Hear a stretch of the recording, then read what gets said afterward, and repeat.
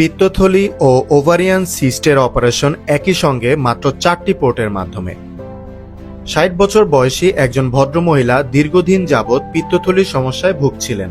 পিত্তথলি আপনার লিভারের নিচে নাশপাতি আকৃতির থলি।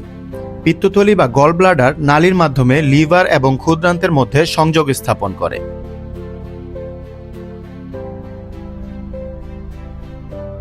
বাইল, যা লিভার দ্বারা নিঃসৃত ও চর্বি হজমের জন্য তৈরি একটি পদার্থ যা গল ব্লাডারে জমা হয়।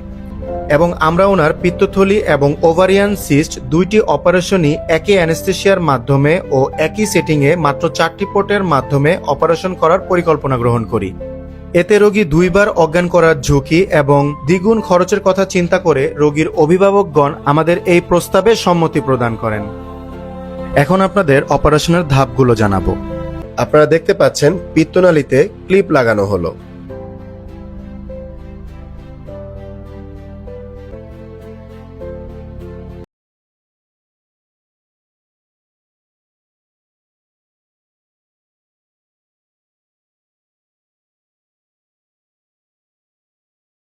এরপর আমরা পিত্তনালী কেটে দিলাম।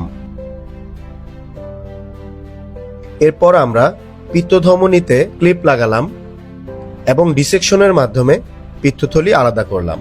পিত্তথলি এবং ওভারিয়ান সিস্ট একই সঙ্গে ল্যাপারোস্কোপিক পদ্ধতিতে অপারেশন করা সম্পূর্ণ নিরাপদ এবং অত্যন্ত সুবিধাজনক। আলাদাভাবে দুইটি অপারেশন করলে রোগীকে 2 বার জেনারেল অ্যানেস্থেশিয়া দিতে হতো, কিন্তু একসঙ্গে অপারেশন করার ফলে মাত্র একবার অবশ করে দুইটি সমস্যার সমাধান করা সম্ভব হয়। এতে অ্যানেস্থেশিয়া জনিত শরীরে ধকল ও ঝুঁকি অর্ধেক কমে যায়। যেহেতু বড় কোনো কাটাছেঁড়া হয় না এবং একবারেই দুইটি অপারেশন সম্পন্ন হয়, তাই রোগীর শরীর অত্যন্ত দ্রুত সেরে ওঠে। পিত্তথলির অপারেশন সম্পন্ন করার পর আমরা ওভারিয়ান সিস্টটি আইডেন্টিফাই করি।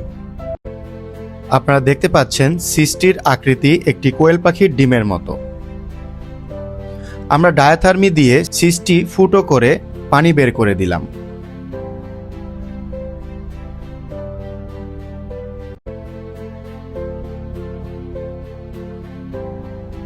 সবশেষে নর্মাল স্যালাইন দিয়ে পুরো পেট ওয়াশ করে সাক করে নিলাম এবং পোর্টগুলো অত্যন্ত নিখুঁত সেলাইয়ের মাধ্যমে বন্ধ করে অপারেশনটি সুসম্পন্ন করলাম। আজ এই পর্যন্তই। আশা করি সবাই ভালো থাকবেন, সুস্থ থাকবেন। আবার দেখা হবে নতুন কোনো ভিডিও নিয়ে।